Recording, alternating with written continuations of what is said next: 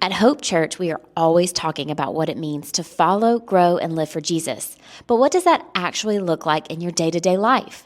Follow along with me, Jenny Miles, as we talk to members of our Hope team, partners of our church, as well as staff members, as they share real-life examples of what it looks like to be on journey with Jesus. Get inspired, be empowered, and experience the joy of serving Jesus through Hope Talks.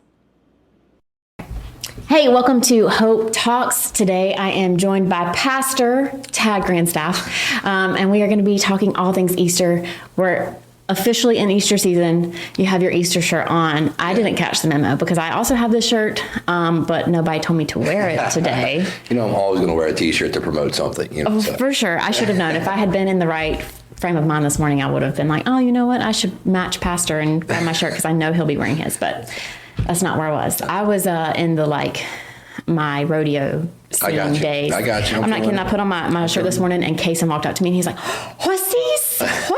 That's a win. He was so excited. I know. I felt like a proud mom. Yeah, you go. Anyway, hey, I'm glad you're here. Good to be here. Thank you for taking the time to sit down this morning to talk. So, as we open these podcasts, by the way, this is podcast number 7. The number of completion, right? The perfect number. Just happens to be I get picked for that number. How fitting that you would be on here for episode number 7.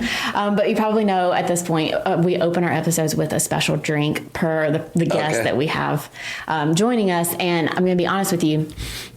Weeks ago when we were planning this and talking about this, we had initially talked about doing this podcast the Monday after the Super Bowl. Okay. And I had already in my Amazon cart had a Chiefs mug that I was going to serve your drink in.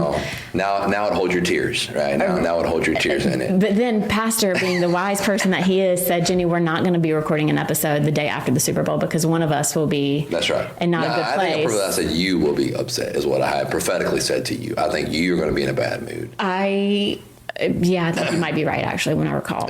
Anyway, regardless, we have now waited a few weeks, which is good. That was good. I feel better. Yeah, this is a better relationship now. Anyway, but with that said, I do not have a Chiefs mug for you. I just have a plain old cup. But it's funny because you're doing this. You have your, what is that on the table already? MRE, protein shake, pre-gym workout. Okay. Yeah.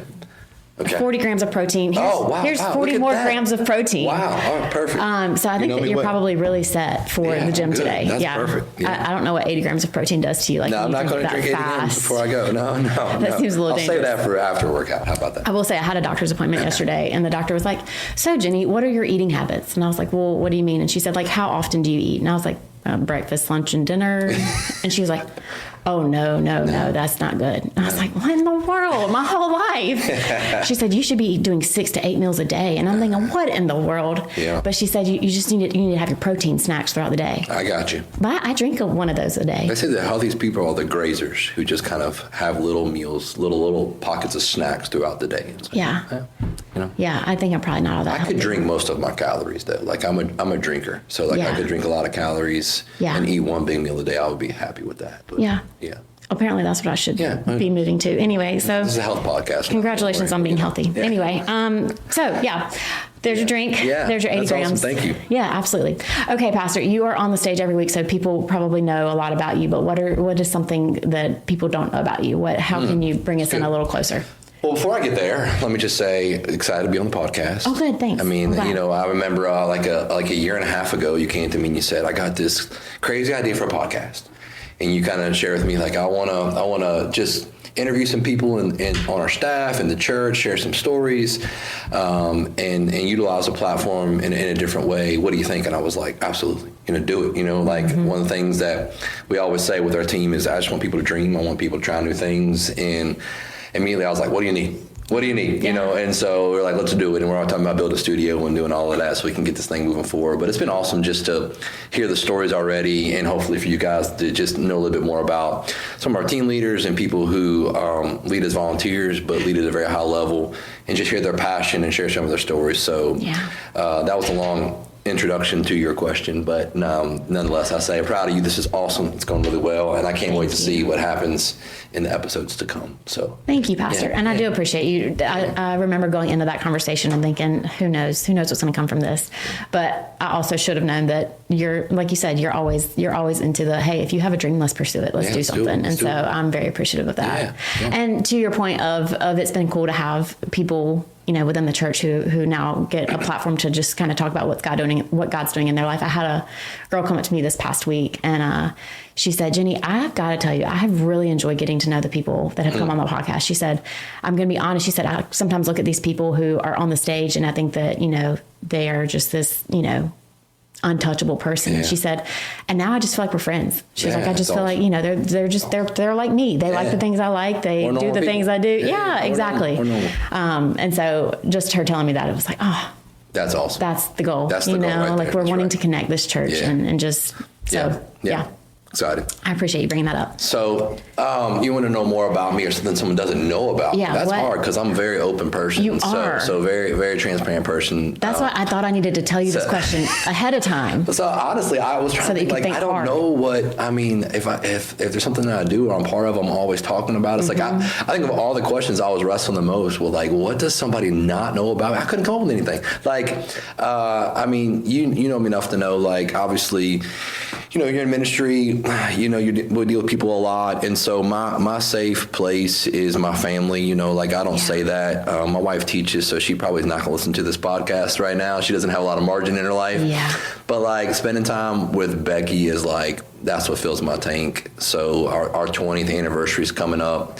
We're going on a trip together with no kids. And it cannot get here fast enough. That's kind of a big deal for you guys. Oh yeah, it's huge, man. Like we we were in the kid making season for a while, and so we had gone I think at one point we had gone 10 years and not had a night away without kids.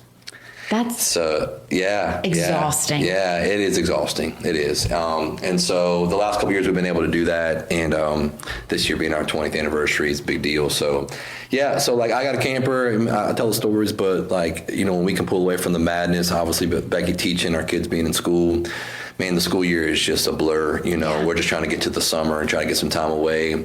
So I love camp, love be with the family. As chaotic as it is, because it is chaotic. Camping is a whole different ballgame. If you've never camped, you don't even understand what it means to be in such close proximity. No, that's exactly right. 17 people all at once. That's right. That's right. It's hard. Yep. Props to you. You must really love your family. I do. Even though I want to kill them half the time, they want to kill me, I'm sure. But we have a blast and it's fun. And so, but I couldn't, obviously I enjoy working out. Health has a benefit. But for me, I really do enjoy getting around a bunch of people who a lot of them don't go to church. Mm-hmm. And it is an outlet for me. It is a challenge for me. That's kind of how I've been anyway. And just seeing, over the last few years, several of the guys that are in the gym who started coming here and get involved in the church, those are huge wins for me, even outside of what I do week in and week out. So but those are things that I talk about.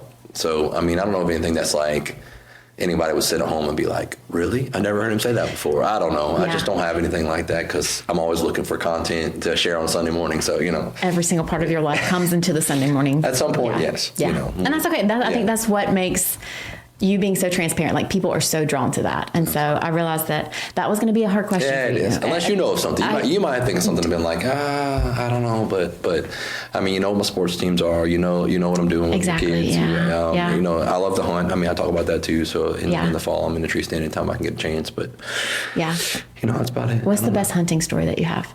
Oh, man. Do you have a crazy I was out looking for a deer and I got a wildcat? Yeah, I've had 3 really cool hunting stories with my youngest son, Keaton. He likes to hunt the most with me. So, I've shot a bobcat and a coyote with him. And then... Hang on. This might be something people don't know. Yeah. Pastor likes to store his...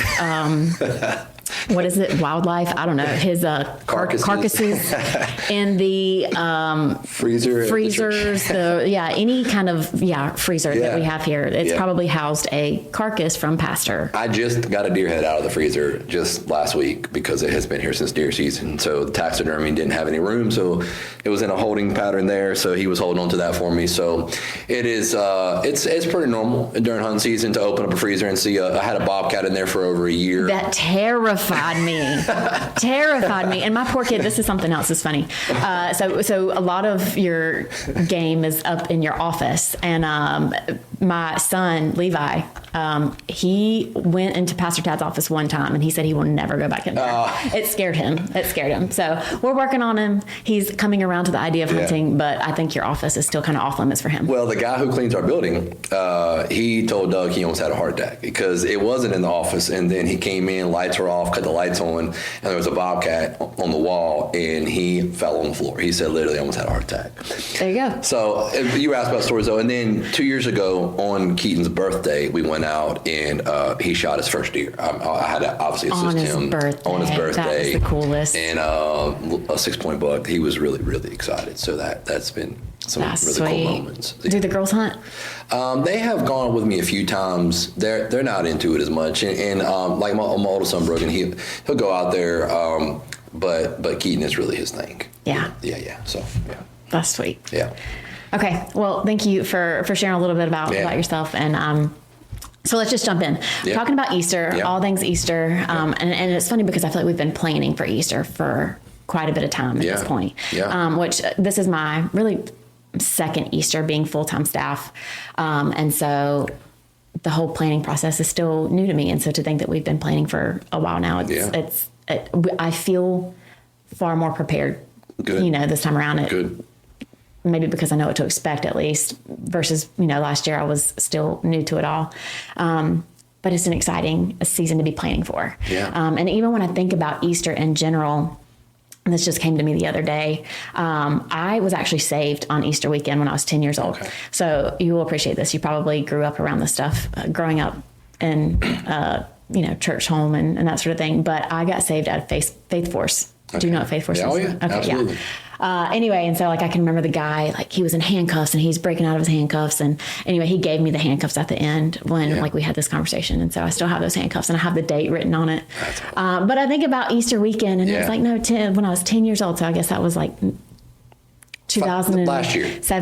And anyway, but Easter is kind of a big deal. And so I just wanted to open it up with what are your connotations with Easter? Do you have, growing up in a big church family, what was Easter for you guys? Hey, I grew up at when I say a big church, I mean, we're talking 35,000 member church. I mean, so you're talking about a huge church. So when we had kind of 2 Super Bowl Sunday weekends a year, which was kind of Christmas and Easter. And so not talk too much about Christmas, but Christmas, if you've ever heard of the living Christmas tree, which is a massive, you can picture a massive tree on stage with 150 people in a choir in a tree. If you've ever seen that before, it started at our church. They kind of had a big deal. So the biggest of big events you could ever have. And so Easter was huge. I mean, when I say huge, our church started at Liberty University, so we would go to the football stadium, and I'm telling you, chairs would be all 100 yards of the football field with a stage in the end zone, and then the entire stands, and it would be standing room only, packed out. Huge sunrise service on the mountain, sun coming up behind Liberty Mountain, and it was a huge deal. And so I do know this, even though the event was big, it was always centered around Jesus. I mean, the reality is that this is a huge weekend, and people ask why it is such a big deal, and why it was such a big deal for me is because, man, our faith hinges on this. I mean, Good Friday is a day that Jesus dies, which is unbelievable that he would give his life for us and sacrifice for us. Right. But if the story ends on Friday that Jesus dies for us, then Jesus isn't in fact the Son of God. He isn't all of the things that he claimed to be. There really isn't any hope for our life or salvation from sin, because no one's actually defeated any of those things. Right. And so the resurrection is the pinnacle really of our entire faith. Yeah. So again, I grew up at a place where that was really appreciated and valued, and we'll talk a little bit more about leveraging that opportunity to be able to reach people for Jesus, because it was a huge deal. So I can remember as a kid, I mean, again, I grew up in Baptist environment, so, you're going to put on your shirt and tie, you're going to come to Easter Sunday, everybody had to have on their Easter best, and we don't really operate that way here. We want people just to come as they are. But it was just something special, man. It was something special about the day, a lot of energy, a lot of emotion, a lot of excitement, and just a huge day, huge celebration. Yeah. So, it's funny that you talk about, and I've never really talked to you about this, but you talk about how as a kid you were part of a church that was going to a different location for Easter because it was so big. The event, it was an event that is so highly attended, and people are coming that don't typically go to church. Probably, this is a high attendance Sunday because people are willing to come to church on Easter and Christmas. But in years past, we've gone to Williams High School to have our Easter service, and so you grew up, I guess, going to a different location for Easter, and like that was not a foreign concept to you. And I don't know that I had realized that. That feels like it was like going to Williams High School these last couple of years. And that was a big move, but the energy that goes into it is so fun. I mean, I think about this Saturday, and again, last Easter was my first Easter in full-time, situation. And I remember being like, I'm going to pretend like I know what I'm doing. And hopefully you guys feel confident in what I'm telling you we're going to do right now. But it's a lot of setup, that goes into it. But this year we're going to be here. And it's going to be across 5 services. And that's a big undertaking in itself. That's right. But I get excited for it. So what was the reason that you think we came back here this year? Having done that traditionally and you having grown up going to a location for Easter. Well, I think two ways to answer the question. One, going was to kind of regain vision of understanding like Easter's bigger than us. And we used to always say, like when we first started the church, like if you're a follower of Jesus, Easter is for you to celebrate, but I really don't think Easter is for you. And I know that's hard for us to hear. It is. We need to celebrate it. It is our best opportunity to reach someone who doesn't attend church or doesn't follow Jesus. So some of that was, hey, as our church was kind of growing and building, we wanted to try to get everybody under one roof just for a big day of worship and celebration. One, I don't think people realize just the growth that's happened in our church. And so even though we get a lot of guests, a lot of those people there, they're just our people. You just, over 2 services, people don't attend every week. You get a chance to see that. So part of it was getting there. But really, we wanted to bring it back here because the auditorium, I mean, it's a 2,600 seat auditorium. The stage was so far away. I feel like a lot of things got lost in translation. We're very personable, and I just felt like I felt disconnected from the people. I feel like our band felt disconnected from the people. You being on stage felt disconnected from the people. I felt like one of our strong suits is what we do for kids week in, week out. We couldn't offer that for kids. We didn't have the space there. So there was some great things because I do think there was a lot of energy, a lot of excitement. It was a huge day of celebration, so nothing was lost in that. But I think bringing it back here, we get to really personally touch people the way that we want to, and really connect with people, and then obviously offer something for kids. Because I do think families are looking for something that their kids can be impacted by. And so really giving the kids something they can rally behind to make Easter a really big day for them. Because let's be honest, them sitting in the service with us is not a lot of fun, no matter how exciting it is. And parents can't really concentrate either. So bringing it here, I think for us, just offers us opportunity, one, to get a bunch of people involved over the 5 services, but creates the best opportunity we can to serve people. And that really is our heart. So, And I think that is our heart. That is the goal, is that people would truly see the heart of our church. And that takes place in this building. And it takes place in kids ministry, where kids are getting an opportunity to learn about Jesus on their level. Because I'm going to be honest, as a parent, something that I struggle with is getting on my kid's level. And maybe it's because my kid and I are very different. I think about Levi specifically. He's very creative and I am not. And so to be able to explain things, in a way that he's going to understand and take and resonate with, it's very different than when he can go into kids ministry and somebody who is trained to do that, to be on his level, can explain it in a new way. And then he comes home and he tells me about it. And oh my word, does that not feel just like the best thing in the world, is that like light bulbs are going off in my kid. I love it. And so I love that we have the opportunity to do that this year across all ages. And again, just there's something special about walking onto this place. And I feel like we've mentioned it this morning, even in our staff meeting, but people have commented that pulling into this parking lot, like, I think the Holy Spirit is just so I believe it. pressing on this place that you feel it even in that moment. And so why would we not want people to be here? Lean into it. That's right. Yeah. So I get really excited about that. So the idea that we're inviting people to Easter, we just had Who's Your One Sunday this past 2 weeks ago Sunday.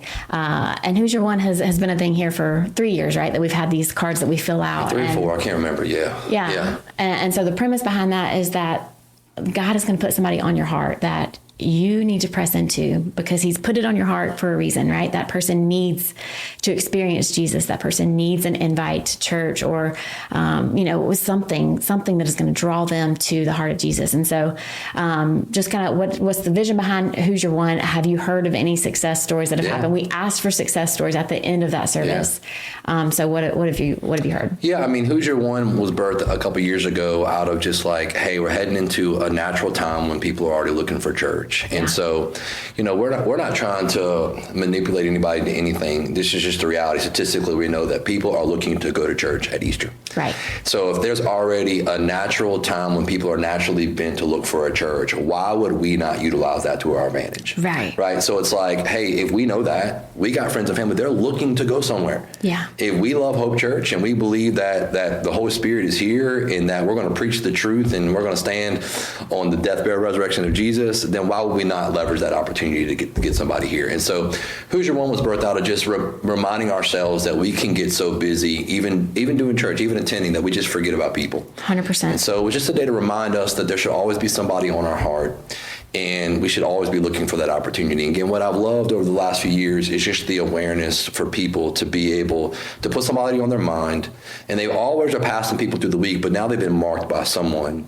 And now it's like they're seeing that person in a different way. They're looking for opportunities differently. And then we hear the stories. I mean, I was in group this morning and I had a guy tell me, he said, hey, I was able to have a conversation just yesterday with my one. I see this person every day, every week, but God put him on my heart. He said, and we had the most unbelievable conversation yesterday that opened the door for me to be able to invite him to church. And he said, I don't think it would have happened if I would not have written his name down and committed to praying for him. God opened the door. Absolutely. Now, was the door there before? Yes. Yeah. But you see the moment different, and you see, and there's a moment of opportunity there, and it's like, I prayed for this. Yeah.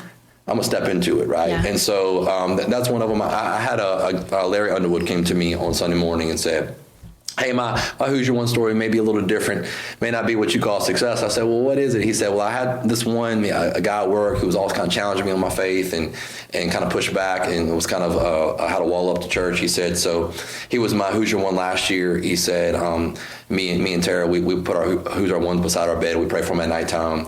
He said, and as I was inviting him to church, he said, he didn't come here. And I said, okay. He said, but he went to church. And he said, and he gave his life to Jesus. And, man, he's completely changed. Like God's doing a work in his life. And I said, well, that's an incredible success story. I said, selfishly, I want everybody to come to Hope Church. Because it's the greatest church. Of course. Right? Whatever. That's what we think. And obviously, when we first started the church, I think, you don't have anything. So you're trying to turn it into something. And so you want everything to happen here and have control over it. Yeah. But at the end of the day, we say this and we mean this. I just want people somewhere. If it's a church that's going to teach the Bible, that's going to teach the death, burial, resurrection of Jesus, that Jesus is the way, the truth, and the life, and there's no way to God the Father except through Jesus, then, man, I'm great with it. Get them to a church. Right. As long as there's That's how the gospel goes to the ends of the earth, right? That's right. You know what I mean? It's It not doesn't all just right go here. through us. Right. We're not the only bypass. As much as I would love to think that we are, we're not. Right. And so I think it's a huge success story to say, hey, I pray for this person. Maybe God used me to put some little seeds out, but yet somebody else reaped the benefit of that. No, the church did. We did. The faith did. Well, we're all part of it, and that person's going to be in heaven one day because we were part of expanding the kingdom here on earth, and that's the mission, right? Yes. And again, I know that sounds like so spiritual and like so humble, like to say that out loud, but it's the truth, right? Like we should have that heart, or we're in the wrong business, right? And so it's like if it really is about kingdom advancement, about making heaven more full, then you know what? Hey, man, there's some great churches in this community who love Jesus. Let's get you somewhere, man. Exactly. Let's get you somewhere. So, exactly. Yeah, that's exciting. I talked to a couple of people in Student Hope this past week too about their Who's Your One, and one of the girls, she said, last year my Who's Your One is literally up front with me on the front row every Sunday now, praising God and throwing down in worship is what she said. And it's just so cool. Again, I mentioned it from the stage on Sunday, but it's so encouraging to see even our students taking this challenge and pursuing a person and not stopping until that person has met Jesus, right? That is what they're doing. It's really beautiful. We had a text message come through this morning from one of our church members who said, hey, I have been, looking to get my family here for so long. And she said, we just so happen to have an opportunity this year where we have a family member that's getting married Easter weekend. And she said, I have asked my family, hey, before we go to rehearsal dinner Friday night, let's go to church at 4:00. Yeah. And she said, and they said yes. Yeah. And she's so excited. And I, this person in particular, she is a prayer warrior. Like if there was a definition of a prayer warrior, it is this person. And she has earnestly been praying for years. Yeah. And so I know she is on cloud 9 that, she got a yes from her family.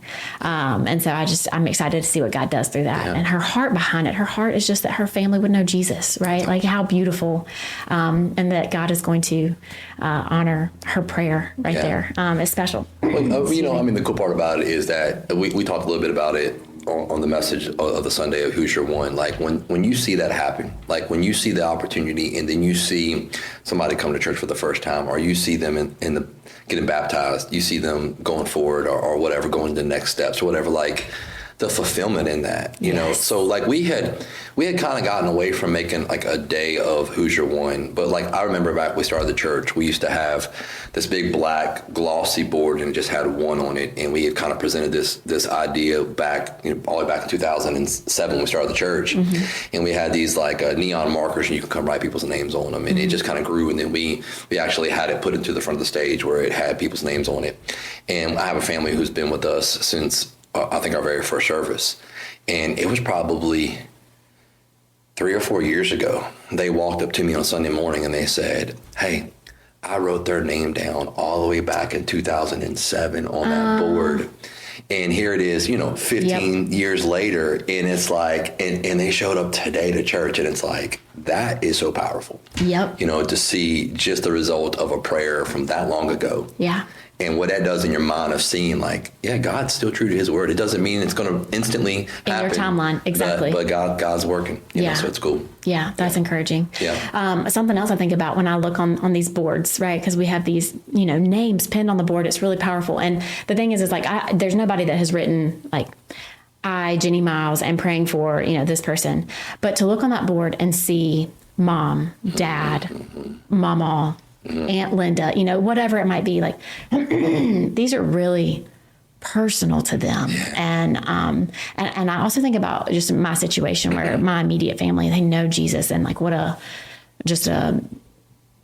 don't know, that feels good to know that my family knows Jesus, but to think of the heartbreak to know that I don't, if I didn't know that my mom knew Jesus, or, and how pressing that would be on my heart to just day in and day out pray for that salvation moment. And anyway, so I feel like it can be very emotional to look at those boards and to think about, again, the heart behind, I need this person to know Jesus.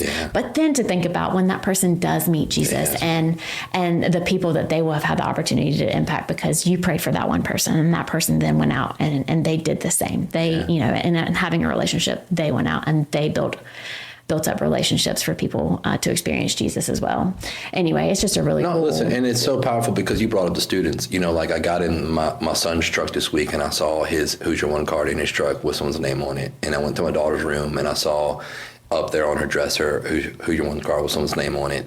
And then I think about like my youngest daughter, Lula. There are 2 families that are here today that are super involved, leading in multiple ministry areas. And it was because Lula invited their daughter to church. And then the whole families ended up coming. And then you look at that. So, like, again, we look at the power of kids. I mean, and what they can do by just kid inviting someone, a student inviting somebody. So, again, we could talk all day long about it. But I just think, just watching God work in that way and then seeing your kids, You know, like, again, when this lady who serves on our prayer team came to me and she said, we are here because your daughter invited my daughter to church. You know what I mean? Like, and for me to go back and tell Lula that, she was just like, what? You know, like, yeah. I could be a part of impacting somebody's family. Like, she's put all that together. Lula, and not, you have influence. Yeah, that's right. That's pretty amazing. Right? Yeah. So it's cool. That is so special. Yeah. Good for Lula. Yeah. You have some pretty cool kids. Some days. Usually, right? You have some pretty cool kids. Usually I have some pretty cool kids too. I don't know. So all of that being said, for Easter this year, you have said the number 1,900 people. Yeah. That's what we want to see at Easter. Yeah. And for Easter to take place at that capacity, at 1,900 people, we need to have a certain amount of people who are serving, who have stepped into saying, hey, I'm going to help bring these people into the church. I'm going to be a resource for when these people come. We're going to trust that 1,900 people are going to come because the X amount of people have been put in place to be a resource on that day to volunteer. So what is that magic number? Yeah, I mean, I think engagement is what drives attendance. So what we've discovered over many years is the more people that are engaged, the more the attendance numbers goes up. Because when you're part of it and you're connected, you're bringing people along and you got family that's coming.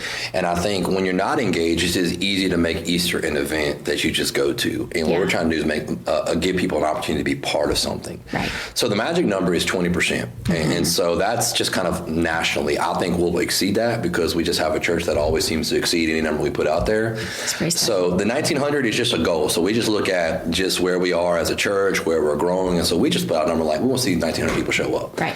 Honestly, I think we have potential to blow that out of the water. Yeah. We may come short of that. It doesn't really matter because the heart is we just want to point somebody to Jesus, right? Yeah. So the 20% number is 385 people. So we want to see 385 people who are engaged in serving one of the 5 services that weekend, because that engagement, what it allows two things. It allows an individual to be part of what God's doing for the weekend, connect your heart to Easter weekend so that it's not just an event. Right. But it also allows you to be able to serve so that somebody can bring a friend. So we're saying, hey, we want everybody to sit with somebody they're inviting and also serve so somebody else can sit with somebody they're inviting. Right. So what that provides is, again, we've talked a lot about not just consuming something, but it allows everybody a chance to have the same opportunity to attend one and serve one. And that's the goal. So, was it back in February, maybe January, that we started doing this big volunteer push just for our church in general? This is outside of Easter. And I have been blown away. You talk about our church exceeding numbers. But on the guest services team, I want to say I had maybe 68 people total on my guest services team, which felt like a great, robust number. And as I was looking the other day to send out an email to all my guest services people, just from that initial volunteer push to now, my team is at 108 people. Come on. And it's like 40 people over 6 weeks, maybe. Yeah. And it is so exciting. That's crazy. But to think that we are creating opportunity for more people to come in and to be a part of this bigger thing, right? This bigger thing, the church, is really special. And it's put me in this place where, okay, the roles that I traditionally had in guest services, well, they're filled. So I'm having to create more roles. But what I see in that is that that's creating more opportunity for people to be impacted in a bigger way. So now we have these wagon rides that are happening in the parking lot. And it's like, if kids are excited to jump in a wagon and be pulled to where they're going to go get their sticker before they go into the church to get checked in to go into their really awesome class, then they're going to be excited every week, and they are going to be the ones that drive their parents to church, right? Like, hey, Mom, tomorrow's Sunday, we're getting up early, right? You know, like that's a big deal. And so to think that we're going to have even more volunteers coming in to be a part of these teams, to create more opportunity for people to be cared for and loved on and seen, because people crave that. They are missing this connection with people. That's right. Oh my goodness. Yeah. I can't wait to see what 385 people in place here at this church looks like. Oh, I can't either. I mean, and again, I think all what you're talking about is when we create a space, like we went to 3 services and we said, listen, we already got people who are serving the 2. Right. Like to get to 3, this is a new opportunity. And how many people are like, oh, I didn't even know there was an opportunity. I didn't know there was a need. You know, there's an assumption that like the church is full, we're out of opportunity. And it's like, hey, if creating another service opened up more opportunities for people to come be part of the church, then, man, we'll keep adding services. And so, I mean, 3 is probably heading towards 4 as we get to the fall, and we kind of know that. But it's just going to create more opportunities for people to come because, again, that's when the church becomes personal. There's a distance when I just come, I observe, I sit, versus like, man, I'm part of it. And so when you talk about that new, fresh blood, man, I get so excited. One, we got people who are so faithful and committed, been serving year in and out. They're giving high fives and they're loving it. Yeah. But something about new people with new eyes just brings a new energy to everybody. So it rejuvenates everybody, right? Yes. So like these people are so excited and they're meeting people and they're connecting and it's awesome to watch. And I think that's one of the beauties of the church that you miss out on if you're not engaged. Yes, and so 100%. That's why. I mentioned it earlier to you in the week, but I had a volunteer who reached out and said, Jenny, I'm so excited. And this is a volunteer that he has been here volunteering as long as I can ever remember, right? Like as long as I've been here for sure, before me. Anyway, and he's like, I haven't seen our Hope teams this healthy in a long time. And I think it's what you just said. It's the new blood that has just rejuvenated everybody. Mm-hmm. And so just an encouragement to those who are, now involved that maybe weren't before, or those who are contemplating like, hey, I think I'm going to sign up to serve at Easter.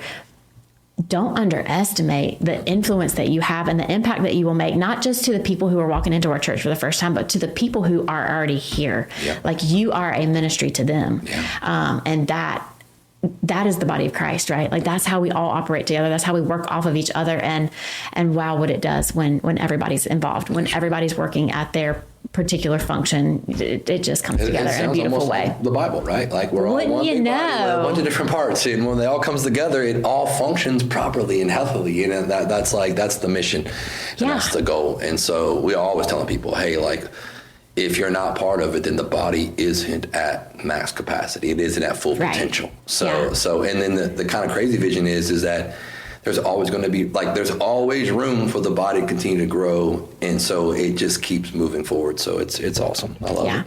Yeah.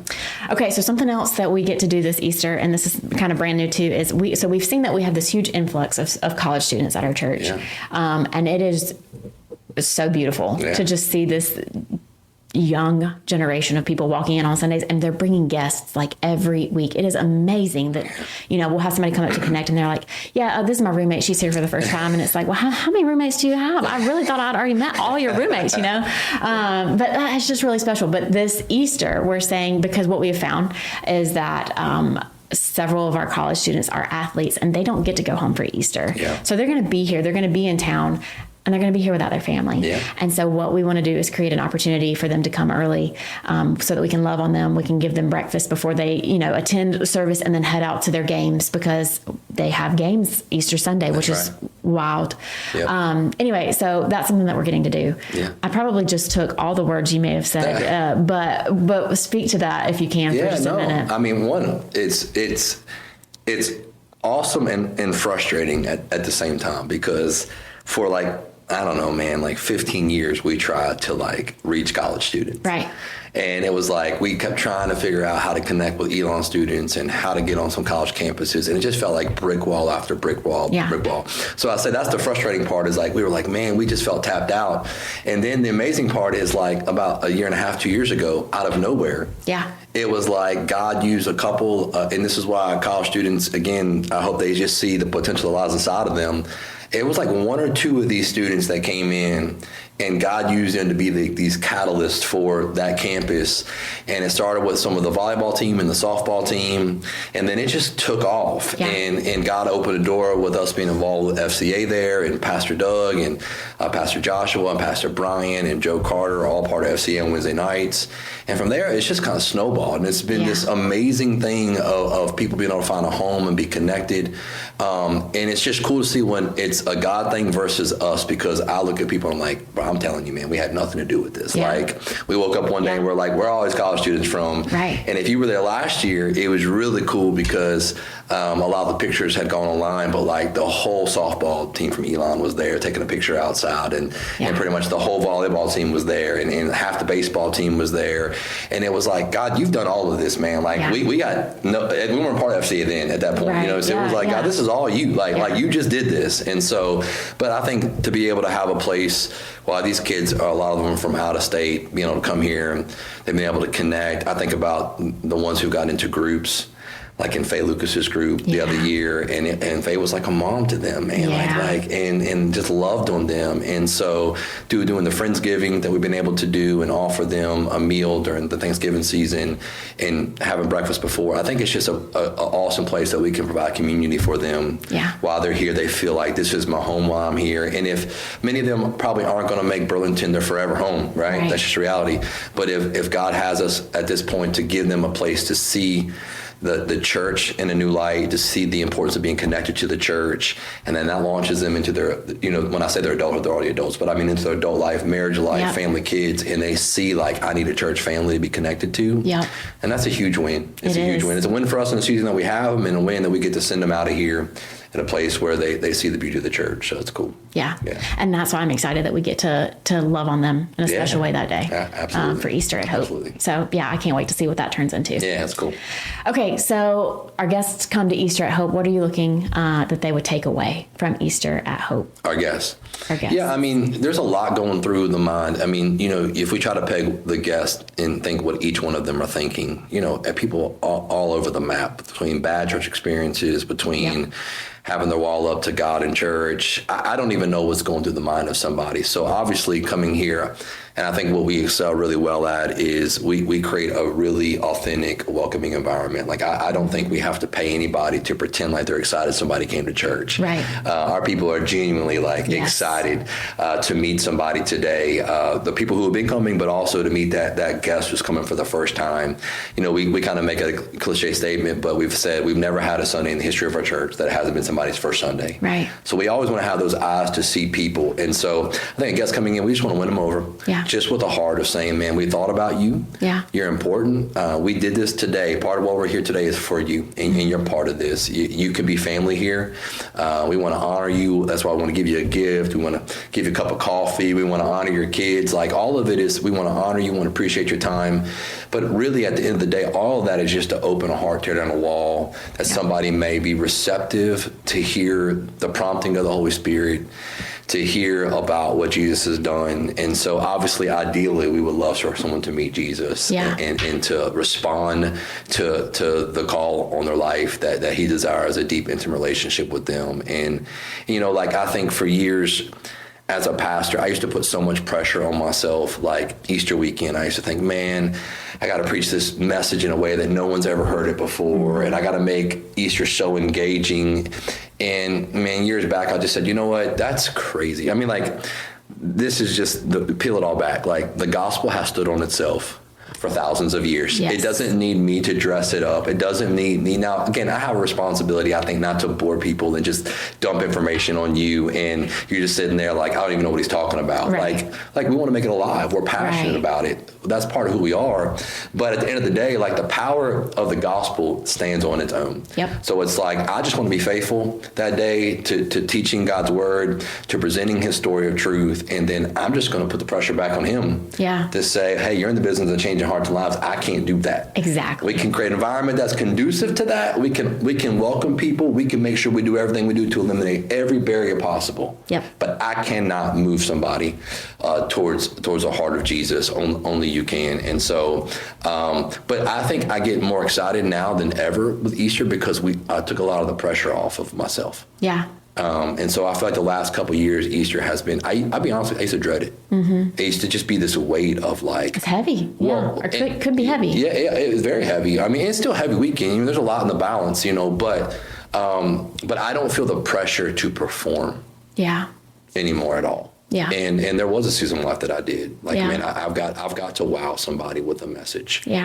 And shame on me for that, but I think you're young and you're just trying to figure it out. And now I'm like, I just want people to wow by Jesus. That's it. It's the end of the day. That's it. And if I honor that and do that well, I can go home and rest. And whatever the numbers are, I don't really care. I mean, there's been a couple of Easters I'm like, I don't want to know the numbers because I don't want to judge the day based off of the numbers. The numbers aren't, it's awesome to see God growing, but it'd be so easy to have an awesome Sunday and be like, oh, we only had 1,600 people here. Or to be like, we lost. What That's a bummer. Stupid. I mean, how crazy is that? So, we've been reading through a book as a staff, and I think the perspective of people all around us are in prison, right? Like walking around us just in prison by anxiety, by shame, by just guilt, just this heaviness. And to think that if on Easter Sunday, people left being freed from those shackles. I feel like that has just given me this new drive of, I want to tear walls down. Like, I want people to come in here to feel comfortable and safe so that God can provide freedom for them, like to allow them to walk into freedom and to experience him in a brand new way. And to then not just for that to be almost like a launching pad for what they're going to go out and do without those shackles, you know, like, oh man, I get so excited for that. And every single one of us coming into the walls of this church have the opportunity to experience freedom in a new way, you know, right. Because God's always working on our hearts and growing us. And so just thinking of Easter, what it can be as a launching pad for people who don't know him, for people who do know him, for people who are looking to minister to their families in a new way. And just, I don't know, just knowing that God is going to breathe fresh life into each and every one of us, not only at Easter, at every, you know, single encounter with him throughout the year. But Easter's just a big one, and I'm excited for that. I mean, the really awesome part is we you know, we're staff, so we and again, our team, our entire staff team does such a great job pouring into other people. But I think the really cool part is, like, when we started the church, you know, like when we came here and we started the church, there was nothing really like what we were doing in this area. And so sometimes it was like, man, I want people to see it.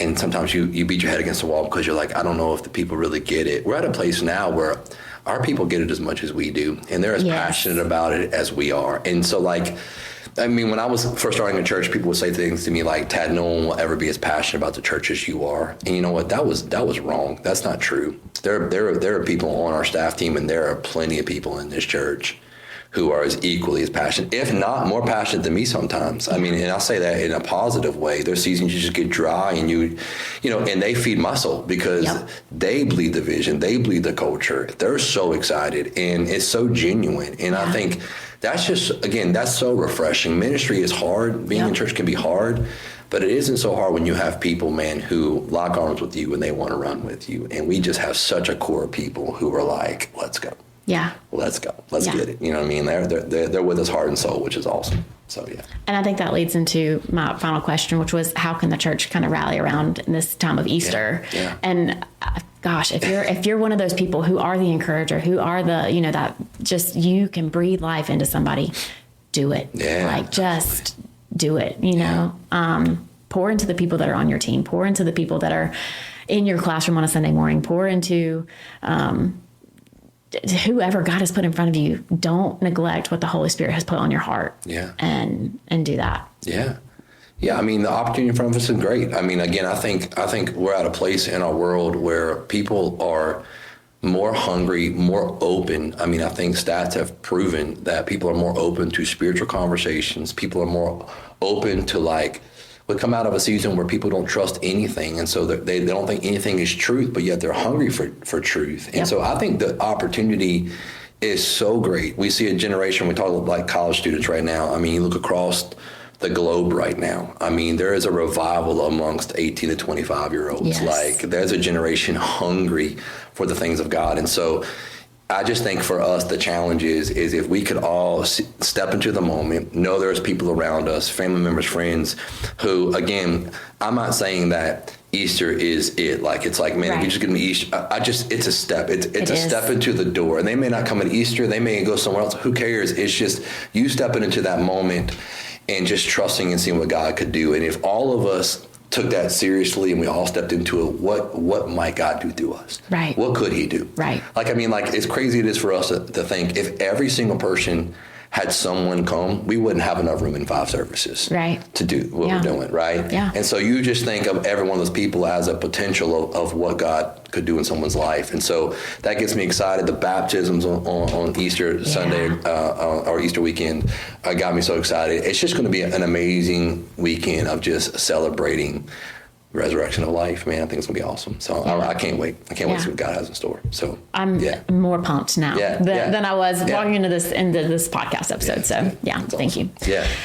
Okay, so at the end of our podcast, we always have these, like rapid fire questions, and there's no trivia situation today because, let's be honest, I think I would win. Okay. If it's just me. No, I'm just kidding. I'll absolutely win. Anyway, but what I did want to do, I was thinking about like, okay, let's just get to know Pastor a little bit more. Okay. So I've just got a couple questions that we'll just. And I have not seen these questions ahead of time. I have no idea what you're about to ask me. Exactly. So. Yeah. Okay. Are you nervous? Maybe. Okay. You shouldn't be. All right. What was your favorite class in school growing up? Lunch. That's not a class. You can't even pick PE. that. Okay, PE. I would agree with you. I took 5 PEs in I was in PE 5. And they told me I needed to stop taking PE because it looked bad on my resume, my transcripts. So anyway, but yeah, PE. Very good. Okay, but then when you got into college, what was your favorite collegiate class? What was your favorite class in college? Man, I hated college. I was not ready for that. I was going to get into graphic design for a little bit, so probably graphic design class was probably my favorite. That's so interesting that graphic design was your favorite class when you went to school for. Well, I didn't have any study habits, so like doing work and studying, anything involved studying and doing work was not where I was at that point in my life. Yeah. And if you know, so I didn't finish my degree when I was in college. So I had to come back years later, and so then I would say, man, like biblical studies and all that I went into was it. But back then, I thought I was going to be in either. I wanted to go into like being CSI, like crime scene investigation, or graphic design was kind of where I was kind of venturing into. So anyways. Yeah. Well, my husband is in graphic design, and he always, like, his graphic design classes were always like coloring was homework. Yeah. So I mean, I can understand how that was a really fun class. Right, why not? Right. Okay. If you had to play a game of pick up kickball or pick up ultimate frisbee, which would you choose? Kickball. Oh, wow. Interesting. And I just want to remind you that when we came to your house this summer, Can you, that we beat you in kickball. I just want to remind you that my team beat your team in kickball this summer at your house. So kickball. Okay. Well, that's interesting because I wouldn't have brought this up, but I should have known you would have brought that up. Anyway, it's funny. Okay. So this past Sunday in the lobby, one of the guys who came out this past summer, he was like, "Hey, Jenny, have you like got the dates on the calendar this year for coming out to your house again for the kickball games?" And I was like, well, I guess I should put those on the calendar then, huh? So we'll have a rematch, okay? Just rest assured. Perfect. All right. Rest assured. And I'm going to be doing some recruiting between now and then. So your team will not win this year. All right. Let's see. What is the one food that you are absolutely repulsed by? Oh, onions. Interesting. Really? Hate onions. Wow. Yeah. Okay. I mean, even like the smallest, minute piece of onion, it's a texture thing. Like I cannot stand. I don't mind the flavor. Oh, that was kind of like onion powder, something I'll put on something. But like onion and anything, I mean, I'm done.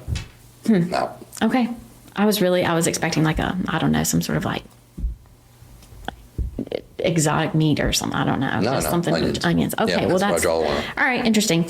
And then this is just a question that I had because we know your collegiate, basketball team. We know your NFL team. We know those teams. Do you have an MLB team? Like, do you have a? Well, not really. I mean, I was in Atlanta for a while, so I went to a ton of Braves games. I went to a ton of Braves games. Obviously, I grew up in Virginia, and we didn't have the Nationals back then, so we would go to Baltimore a lot to some of the Harbor games there in Baltimore. But I never really, like growing up, I was a big Ken Griffey Jr. fan, so like I would cheer for the Mariners. I loved him, followed him, and then I kind of got out of baseball. Yeah. So like if I still said I had a home team, I'd probably cheer for Atlanta. But I would be totally bandwagon on that at this point in my life because I haven't been cheering for him. So no, you got to pick a time and start. You know what I'm saying? Yeah. Anyway, I mean, so if I'm in a state like I was in Boston, I went to a Red Sox game. I was in New York, I went to a Yankees game. I was out in Cincinnati, went to a Reds game, and I'm gonna buy a hat and wear it while I'm there. And all the Yankees people are mad at me for wearing a Red Sox hat, and I was like, I don't really have any loyalties. It's kind of like NBA. Like I had an NBA team for years. Yeah. And then NBA to me, I can't watch it anymore. It's just But I cheer for a lot of the teams because some of the Carolina players and different people. So like I'll just go team, whatever team it is. But after Kobe moved on in life and passed on, I just stopped following it. So yeah. Okay. Yeah. All right. Yeah. That's the only questions I have for you. That's good. Yeah. So I appreciate you being here. Yeah, it was awesome. Thank you for just kind of sharing your heart.